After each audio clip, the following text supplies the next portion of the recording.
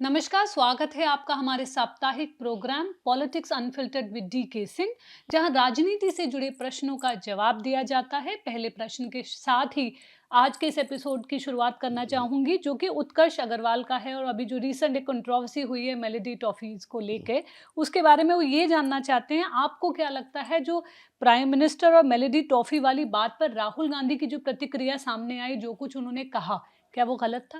देखिए, melody toffee controversy इसको नहीं कहूँगा, थोड़ा फ़न हाँ। कह लीजिए हमारी राजनीति में भी, हमारी डिप्लोमेसी में ही।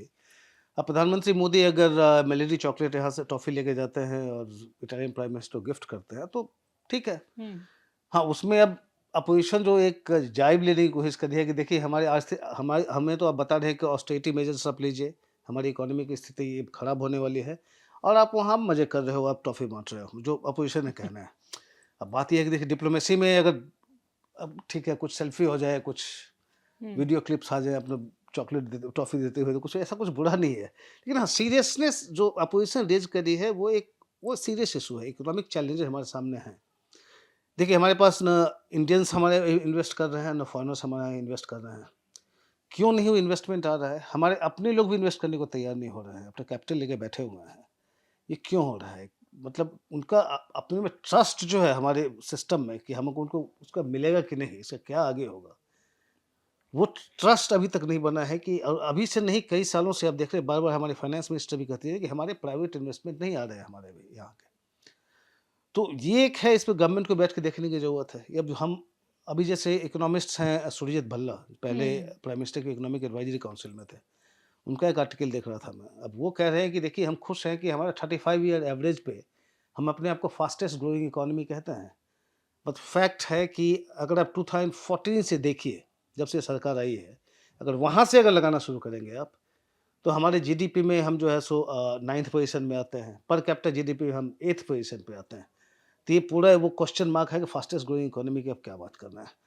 बहुत सारे क्वेश्चन उन्होंने किए हैं कि इकोनॉमी की जो स्थिति है, तो उन चीज़ों को सीरियसली देखने की ज़रूरत है, ठीक है। एक राजनीति में ये छींटा-कसी कि वो क्या कर रहे हैं, वो क्या कर रहे हैं और एक टॉपिक को एक बना हुँ। सकते हैं आप पॉलिटिक्स। लेकिन लार्जर इश्यूज़ हैं, सीरियस इश्यूज़ हैं, जिसको गवर्नमेंट को बैठ के एड्रेस करना पड़ेगा। तो जी। उनका दूसरा सवाल है उत्तर प्रदेश चुनाव को लेके, वो ये जानना चाहते हैं कि जो 2027 के चुनाव के लिए आपको क्या लगता है किसका एक तरह से पलड़ा भारी है? और अगर अखिलेश 2024 लोकसभा की तरह टिकट बाँटते हैं, तो इससे क्या अखिलेश को बढ़त मिलेगी?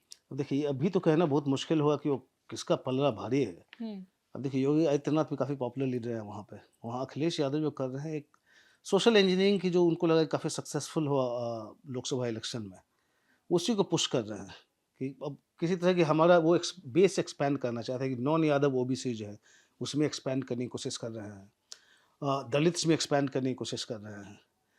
यूथ में उनका काफ़ी मेजर आउटरीच है हो रहा है। अब देखेंगे वो जो लैपटॉप बाँट रहे हैं, जो डिस्ट्रिक्ट में जो टॉपर होते हैं, हुँ। उनको ये अपनी पार्टी के फंड से लेके या एमएलए से पैसे लेके सबको लैपटॉप बाँटे जा रहे हैं। कई सौ लैपटॉप वो बाँट चुके हैं अब तक उसको लेके।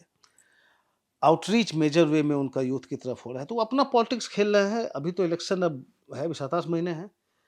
तब तक देखिए किस तरह से एक नैरेटिव किस तरह से बिल्ड होती है। जी, संकल्प जानना चाहते हैं कि जो कांग्रेस है, वो क्षेत्रीय जो पार्टियाँ हैं, उनके पतन पर इतना मुस्कुरा क्यों रही है?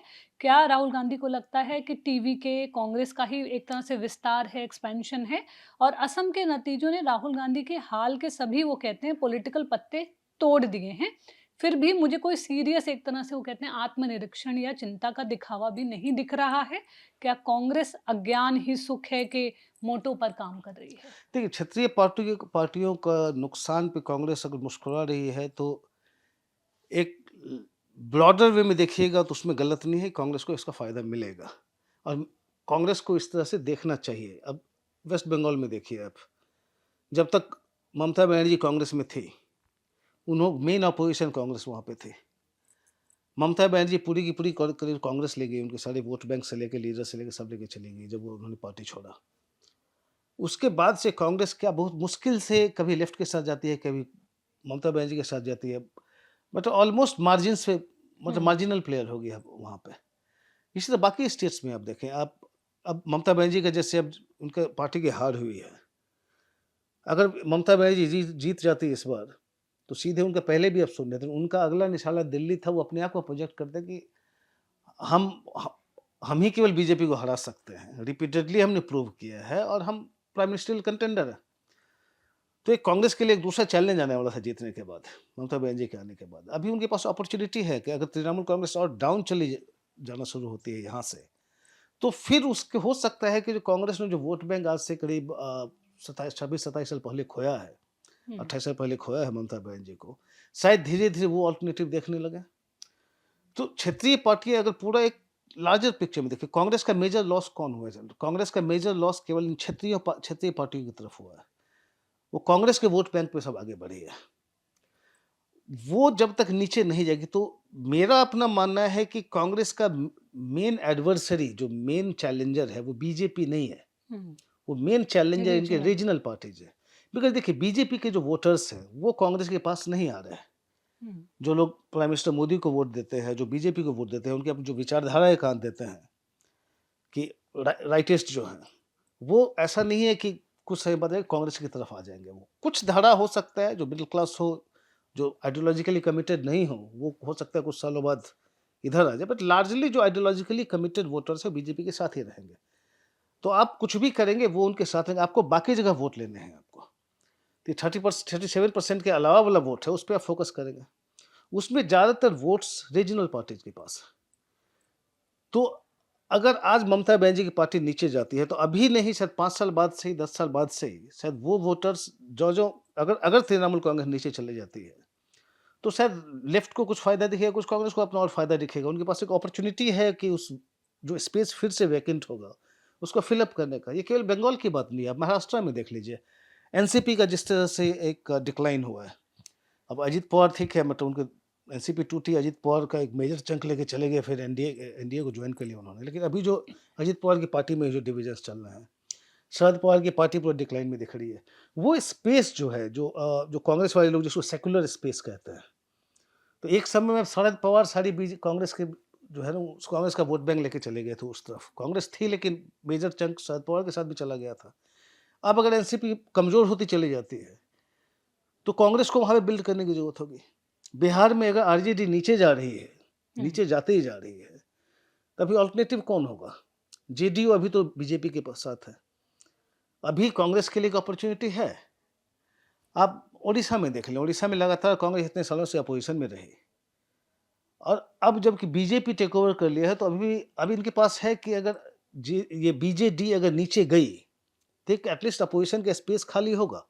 जो बीजेपी ये इसको बहुत अच्छी तरह से खेलती है। पहले बीजेपी अपने आप को प्रिंसिपल अपोजिशन पार्टी बनाती है, और फिर वहाँ से फिर पावर में आती है। जो उन्होंने तेलंगाना में भी कोशिश की थी, काम नहीं किया, लेकिन फिर से उस पे लगेंगे वो।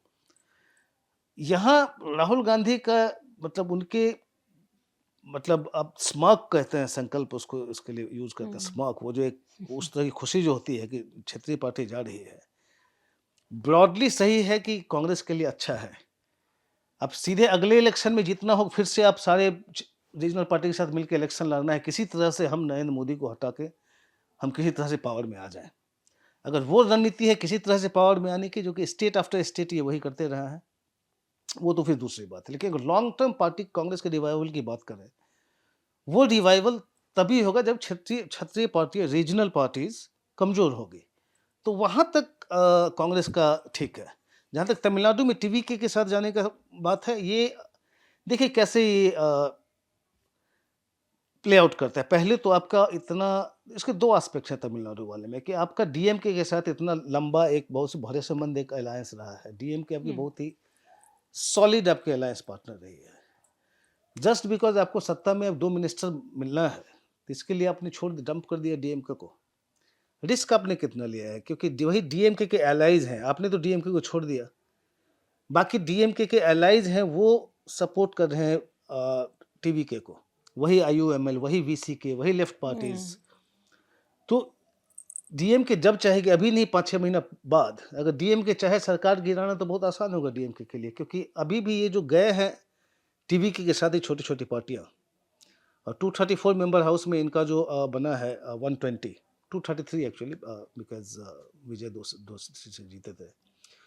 तो ये इसको मेजॉरिटी खत्म करना बहुत आसान होगा, बिकॉज़ ये देखिए दूसरा जो धारा आया है एआईएडीएमके का इनके साथ, वो पावर में नहीं आई है, मतलब उसको अभी तक टीवीके ने लिया नहीं है। विजय अभी भी कॉन्फिडेंट नहीं है, विजय अभी भी उनके साथ वो सच नहीं दिखना चाहता। तो अब जो अभी आपने देखा कि सारा एक्सपेंशन जो है कैबिनेट एक्सपेंशन, अब साढ़े 35 जो इनके मिनिस्टर्स होने थे, सारे भर गए हैं। तो अब एआईएडीएमके का जो दूसरा ग्रुप टोटल है वो तो गवर्नमेंट में आएगा नहीं। तो आगे कैसे प्ले आउट करेगा, वो कब तक रहेंगे ये एआईएडीएमके का ग्रुप इनके साथ, हुँ, टीवीके के साथ, या और फर्दर टूट के इधर आएँगे, वो तो बाद में देखना है।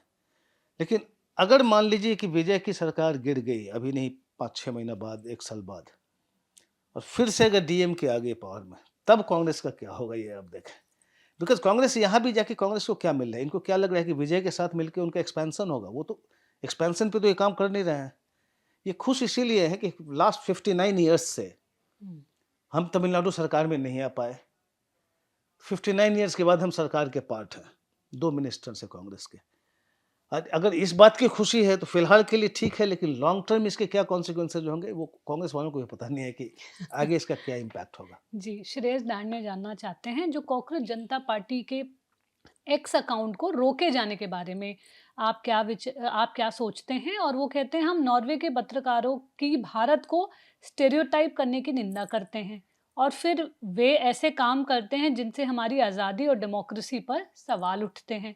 कहा जा रहा है कि जो पेज बनाया जिन्होंने ये कॉकरोच जनता पार्टी का, वो आपसे जुड़ा है, लेकिन इससे क्या फ़र्क पड़ता है अगर उन्होंने कुछ भी आपत्तिजनक पोस्ट नहीं किया है?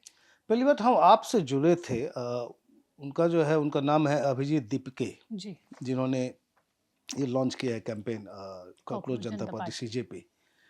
वो यूएस में है, अभी बॉस्टन में है, वो पब्लिक रिलेशंस में एमए कर रहे हैं वहाँ पे, पोस्ट ग्रेजुएशन कर रहे हैं वहाँ पे। इसके पहले वो आप में थे, दिल्ली में थे। अगर 2020 का भी आप कैंपेन देखें, कई साल आपके साथ रहे हैं वो, तो वहाँ भी जो उस समय बहुत सारे उस समय तो 2020 के दिल्ली चुनाव में आपको वॉलंटियर्स जो मीम्स काफ़ी आए, वीडियो क्लिप्स काफ़ी आए। थोड़ा-सा वो चेंज हो गया हुँ, था इनका सोशल मीडिया स्ट्रैटेजी। उसमें अभिजीत ने उसपे काफ़ी काम किया था, मतलब उस समय छपते भी थे काफ़ी, तो उनका रहा है पुराना आपसे संबंध। लेकिन हाँ, वो अभी जो इन्होंने किया है, उससे मेरे ख़्याल से आपके साथ रिलेट करके देखना गलत होगा, बिकॉज़ वो उन्होंने बस वैसे ही जैसे जैसे शुरू हुआ, देखिए जब हमारे सीजेआई ने जो कमेंट किया कॉकरोच को लेके, उसके बाद अभिजीत ने एक ट्वीट किया कुछ, हुँ, उस कॉकरोच को लेके। वैसे ही मेरे को ऐसा प्लान था नहीं कि आगे करना क्या है। उस ट्वीट पे ऐसे ज़बरदस्त रिस्पॉन्स मिलने शुरू हो गए हुँ, कि फिर जो ये कहते हैं अपने इंटरव्यूज़ में, कि फिर मैंने सोचा कि फिर इसको एक नया मूवमेंट एक हुँ, कैंपेन शुरू कर देते हैं, पॉलिटिकल कैंपेन। और इतनी जल्दी बिल्डअप हो गया वो। तो लोगों का इंटरेस्ट उसमें है, इंटरेस्ट कह लीजिए या कह लीजिए कि फ्रस्ट्रेशन अभी का जो हमारा एक स्टेट ऑफ अफेयर्स है, उसे फ्रस्ट्रेशन के लिए काफ़ी लोगों ने इंटरेस्ट शो किया। इसमें जो गवर्नमेंट का रिएक्शन हुआ है कि अब कंप्लेन करके उसको ब्लॉक कर देगा, एक्सपेक्ट जी। ये इतना पैनिक रिएक्शन की ज़रूरत नहीं थी। अगर आपको शायद इन्हें ये लगता है कि ये दिखाता है कि यूथ जो है सो अपसेट है, मतलब इससे जो चल रहा है हमारे देश में, और शायद इसलिए सपोर्ट कर रही है, बिकॉज़ आपने देखा होगा अखिलेश यादव ने कह दिया बीजेपी वर्सेस हुँ, सीजेपी। अब वो बीजेपी वर्सेस सीजेपी था नहीं, ये जो कह रहे हैं, इनके जब साइट पे जाएँगे आप, जो ब्लॉक किया है उसका नया साइट है, जिसमें वो कहते हैं कि जो भी लोग लेज़ी लोग हैं और जो जिनको काम नहीं है, उन सबों की पार्टी है। अब बाद में ये इनका पॉलिटिकल कैंपेन कैसा स्वरूप लेता हमें पता नहीं है हुँ, अभी तो 1 सप्ताह ही हुए थे। शायद अगर बिल्डअप होता चला जाता तो शायद ये सोचते कि क्या उसका एक पॉलिटिकल एंट्री का है, स्कोप नहीं है। लेकिन अभी तो बस बस कैंपेन मात्र था, वो भी एक मतलब फिज़िकली उसका नहीं है, आपको सारा कुछ ऑनलाइन हो रहा है। इसमें इतना पैनिक करना और अचानक आईबी का रिपोर्ट आना कि ये नेशनल सिक्योरिटी का मामला हो सकता है। हुँ। अब ये हमें भी समझ में नहीं कि इतना पैनिक करने की क्या ज़रूरत थी? स्मृति जानना चाहती हैं शुभेंदु अधिकारी के करीबी सहयोगी की मौत एक बार-बार होने वाली घटना लगती है। हाल में ही हुई मौत असल में इस सीरीज़ की वो कहती हैं चौथी घटना थी। कुछ साल पहले भी ऐसी घटनाएँ हुई थी। मुझे यकीन है कि ये इत्तेफ़ाक है। क्या आप बता सकते हैं कि उन्हें पिछले मामलों में क्या मिला पुलिस को? और इसके अलावा क्या बंगाल पुलिस ने कोई सीरियस कदम उठाए हैं जिससे पता चले कि सीएम के सबसे एक तरह से करीबी सेक्रेटरी के हत्यारों का सीरियसली पीछा कर रहे हैं? देखिए, पहले जो 3 घटनाएँ हुई थी, एक 2013 में हुआ था जब शुभेंदु के उस समय के जो पीए खैर नहीं रहे, कुछ समय पीए रहे, उसके बाद उन्होंने छोड़ दिया था। हुँ। तृणमूल में ही थे वो। तो उनका अचानक बॉडी मिला था फुटपाथ पे, और फिर उनके फैमिली वालों ने कुछ मर्डर के बाद में आरोप लगाया, लेकिन कोई अरेस्ट हुआ नहीं, मामला खत्म हो गया उस पे। तो अच्छा, वो उस समय पीए नहीं थे, जब उनका जब बॉडी मिला था उसमें पीए नहीं थे, वो छोड़ चुके थे, लेकिन तृणमूल में थे। फिर आपको 2018 में था, इनके पर्सनल सिक्योरिटी ऑफिसर पीएसओ जो है, वो उनका शूटिंग का था।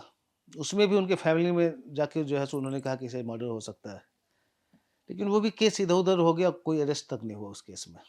फिर 21 में इनके एक पीए का हुआ था इस तरह का, उसमें भी कुछ हुआ नहीं था। अब तक उन केसेज़ में कुछ कभी निकला नहीं।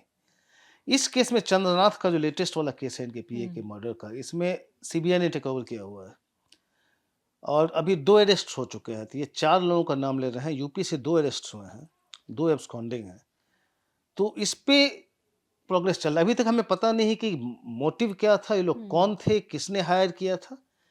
लेकिन इन्वेस्टिगेशन काफ़ी फास्ट ट्रैक पे दिख रही है। 2 अरेस्ट हुए हैं अभी, एक तो 2 दिन पहले एक सेकंड अरेस्ट हुआ था। जी, हुँ, ललित जानना चाहते हैं वो आपने पिछली बार एक प्रश्न का जवाब दिया था अपने भारत के दक्षिणी भाग में फ़िल्मी व्यक्तित्व के प्रति दीवानेपन के एक सवाल के जवाब में गोविंदा के उदाहरण से आपने कहा था कि उत्तरी भाग में भी ऐसा होता है, पर दक्षिणी भाग में वो ये कहते हैं ये उन्माद केवल फ़िल्मी सितारों तक सीमित नहीं है और वो एग्ज़ाम्पल देते हैं कि वाईएसआर आदि नेताओं की मौत पर, जयललिता की मौत पर लोगों ने आत्महत्या कर ली, जबकि विजय के मुख्यमंत्री बनने में देरी की तो एक व्यक्ति ने आत्मदाह भी कर दिया।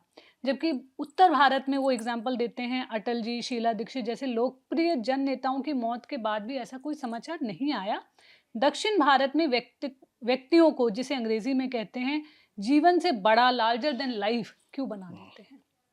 अब अगेन मैं फिर वही मेंटेन करूँगा कि वो जी। मैं केवल दक्षिण में ही नहीं देखता ये। अब हमारे प्रधानमंत्री नरेंद्र मोदी का क्या है, लार्जर दैन लाइफ है ना, हुँ, वो तो साउथ के नहीं है। कई इलेक्शन से देख रहे हैं, इतने साल हो गए, लार्जर दैन लाइफ है। एक समय में जवाहरलाल नेहरू भी वो लार्जर दैन लाइफ थे, इंदिरा हुँ, गांधी लार्जर दैन लाइफ थी। तो वो दक्षिण से नहीं आ रहे थे ये सब। दक्षिण में आप इधर इसलिए, अच्छा, उसमें स्टार्स के अलावा ठीक है, अब सी. एन. अन्नादुरई थे, पेरियार थे। हुँ, वो फ़िल्म स्टार होके नहीं आए थे, एक मूवमेंट के थ्रू आए थे। उनका भी एक पर्सनैलिटी कल्ट था।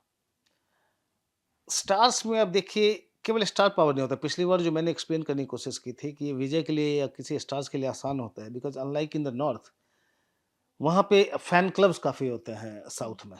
तो जब आप एक तो वो अपना बिल्ड करते हैं अपना फ़िल्मी पर्सोना जो है, हुँ, जैसे सेवियर जो होता है ना, जो सारी प्रॉब्लम का, परेशानी का, सबका सॉल्यूशन केवल स्टार के पास में होता है। कोई, अब जैसे एनटीआर थे, वो भगवान का रोल करते थे। ये हैं, मतलब जितने सोसाइटी में जितनी भी बुरी चीज़ें हैं, सबको एक हुँ, साथ ख़त्म कर दिया। तो उनका फ़िल्मी करियर से वो अपना एक बिल्ड करते चले रहे थे इमेज, और साथ में हज़ारों फैन क्लब्स होते हैं उस पे। तो फिर जब एक कल्ट बनता है, तो लोग फिर, मतलब वो वोट में कन्वर्ट कर पाते हैं, बिकॉज़ सीधे नहीं है कि सीधे पॉलिटिक्स में नॉर्थ के में जाएँगे तो कोई भी पॉलिटिशियन जो है उसको लड़ना पड़ेगा, उसको किसी पार्टी के साथ जाना पड़ेगा। इनका अपना फैन क्लब्स के थ्रू एक स्ट्रक्चर बना होता है। तो वो मैं पिछली बार कह रहा था कि क्यों ये कल्ट में बदल जाते हैं इतनी जल्दी, लेकिन हमेशा साउथ में भी नहीं होता। आप देखिए, आप एमजीआर कह सकते हैं, लेकिन एमजीआर एआईएडीएमके पहले बनाने के पहले वो काम काफ़ी लंबे समय तक डीएमके में कर चुके हुँ, थे। जयललिता कह सकते हैं उस कल्ट का। अब आंध्रा में देखिए एनटीआर का। एनटीआर शुरू में आए कल्ट फिगर हो गए, लेकिन वो भी मैंने पिछली बार डिस्कशन किया था उस पे कि क्यों एनटीआर का उस समय आने से, मतलब उनका जो कल्ट पर्सनैलिटी बन गया, उसका पिछली बार उसका एक पॉलिटिकल बैकग्राउंड था जिस समय वो आए थे। वही देखिए 1989 तक जाके एनटीआर चुनाव हार गए। मतलब उतना कल्ट रहा नहीं, 89 में चुनाव हार गया, और उसके कुछ साल बाद जाके जब चंद्रबाबू नायडू ने उनकी पार्टी को एक तरह से, मतलब कू किया और पार्टी टेक ओवर कर लिया। उसके बाद ऐसा नहीं हुआ कि ऐसा कल्ट हो कि लोगों ने फिर चंद्रबाबू नायडू को हटा दिया। वो हुँ, एनटीआर का डेथ हो गया, लोग एनटीआर को भूल गए। यहाँ भी कई दूसरे सितारे भी आए, तमिलनाडु में भी। आपने कमल हासन की बात की, विजयकांत की बात करें, इन सबों ने पार्टी फ़ॉर्म किया, नहीं हुआ उस तरह का। आप चिरंजीवी देख लीजिए आंध्रा में, अब वो भी आए थे पॉलिटिक्स में, प्रजा राज्यम पार्टी लेके, नहीं चली। अभी उनके भाई हैं पवन कल्याण, अब वो कोशिश कर रहे हैं। तो पूरा कल्ट ऐसे नहीं कहना कि साउथ में ऐसा होता है, नॉर्थ में ऐसा नहीं होता है। साउथ में भी कुछ फिगर्स हैं, आप एमजीआर की बात करें, चलिए जयललिता की या बात करें, तो जयललिता का केवल वो एक फ़िल्मी पर्सनैलिटी नहीं था। हुँ, एक तो था कि एम एम ए आपके एमजीआर पॉपुलर लीडर उनके एक प्रोटेजे हैं। प्लस देखिए जो एक आइडेंटिफ़ाई लोग करने लगते हैं, जैसे अम्मा कैंटीन उन्होंने शुरू किया। अब ₹3 में खाना आपको मिल रहा है, तो उसको अम्मा कैंटीन कहते थे। अम्मा मतलब जयललिता अब अम्मा की तरह देखी जा रही है। वहाँ होता था अम्मा वाटर, अम्मा सीमेंट। तो जो वेलफेयर जो मेजर्स होते हैं स्टेट के, सबको एक इंडिविजुअल के साथ लिंक कर देना, तो उससे भी और ज़्यादा कल्ट जो है सो बढ़ता चला जाता है। क्योंकि जितनी चीज़ें आपको मिल रही है उसमें एक पर्सनैलिटी के थ्रू आप देख रहे हैं उसको। वो बहुत ही सिस्टमैटिक वे में बिल्ड किया जाता है। जो कि केवल साउथ में नहीं, नॉर्थ में भी कर सकते हैं। अभी भी आप बहुत सारे स्कीम्स देखेंगे अलग-अलग स्टेट्स में जो एक पर्सनैलिटी के साथ है। वाईएसआर इन्होंने वाईएसआर की बात की है, वाईएसआर काफ़ी पॉपुलर थे। हुँ, लेकिन ये जो उस समय हुआ कि बहुत सारे लोगों ने आत्महत्या कर ली उनके डेथ के हुँ, बाद। अब इस पे कभी कुछ इन्वेस्टिगेशन तो हुआ नहीं। उस समय उनके बेटे थे जगन मोहन रेड्डी, वो निकल गए उदारपुर यात्रा को लेके कि जितने हमारे फादर के डेथ के बाद जितने ने सुसाइड किया है उनको हम कंपनसेशन देने जा रहे हैं।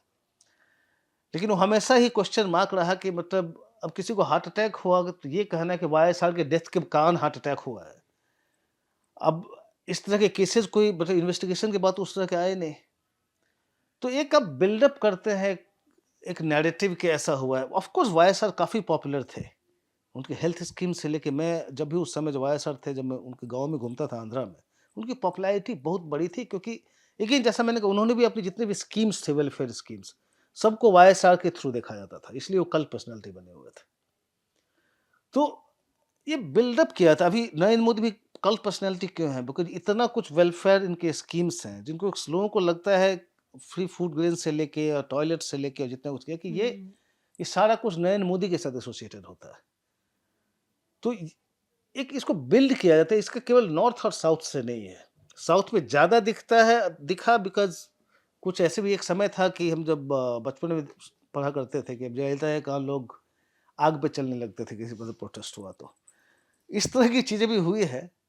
थोड़ा शायद ज़्यादा हो लेकिन ये कहना है कि एक एक सदर्न फिनोमिनन है, ट्रेंड। नॉर्थ में नहीं होता, ये मतलब अभी तक मेरे ख़्याल से मैं उस तरह से उसको नहीं देखता। फिर अब अभी जैसे वो कल्ट को देख रहे हैं विजय में, लेकिन विजय का भी देखिए ये सारे कल्ट फिगर के उभरने का एक समय होता है।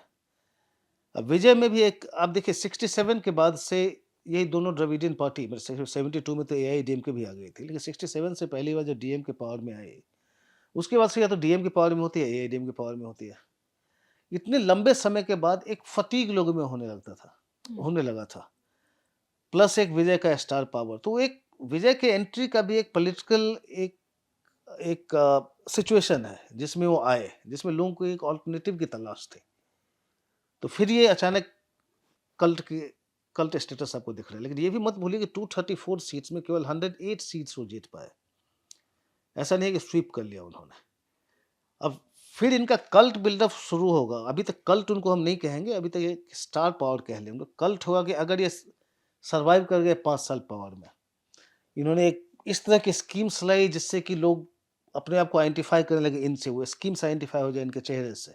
फिर इनका धीरे-धीरे कल्ट बिल्डअप शुरू होगा। अभी तक मैं इनको कल्ट फिगर नहीं कहूँगा। जी। उत्कर्ष अग्रवाल का हुँ। प्रश्न है, क्या डीके शिव कुमार के सीएम बनने की कोई नई चर्चा है? क्योंकि 3 साल तो वो कहते हैं पहले ही बीत चुके हैं, तो क्या वो पूरे 5 साल इंतज़ार करेंगे? देखिए, नई चर्चा हम लोग इतने महीनों से कर रहे हैं कि अब मेरे ख्याल से कहना मुश्किल है और इलेक्शन का अब 2 साल बचा है। देखिए, जितना क्लोज़ इलेक्शन आता जा रहा है, हुँ, उतना मुश्किल होगा कांग्रेस हाईकमांड को चेंज ऑफ गार्ड में। बिकॉज़ आप रिस्क नहीं ले सकते, जितना क्लोज़र उतना रिस्कियर होगा। हुँ, तो अभी 3 साल इन्होंने इनका सेलिब्रेशन इन्होंने किया है कर्नाटक में और जिस तरह से सिद्धारमैया पूरे कंट्रोल में दिख रहे हैं, जिस तरह की पॉलिटिक्स कर रहे हैं, उसको मेरे ख्याल से हमारे पिछले एपिसोड में उसकी चर्चा की थी कि कांग्रेस हाईकमांड के लिए हटाना और ज़्यादा मुश्किल होता जा रहा है। और नहीं, नई चर्चा इसलिए नहीं है बिकॉज़ इतनी बार नई चर्चा हम कर चुके हैं इस पे कि बहुत पुरानी चर्चा हो गई है वो। हमारे व्यूअर्स के सभी प्रश्नों हुँ, का जवाब देने के लिए बहुत-बहुत धन्यवाद। आप हमें नए प्रश्न ज़रूर भेजिए और ये हमारे लिए और भी अच्छा होगा अगर आप हमें अपने प्रश्न गुरुवार तक या फिर शुक्रवार की सुबह तक भेजेंगे, तो हम ज़्यादा से ज़्यादा प्रश्नों को इस शो में ले सकेंगे। हमारा शो देखने के लिए बहुत-बहुत धन्यवाद।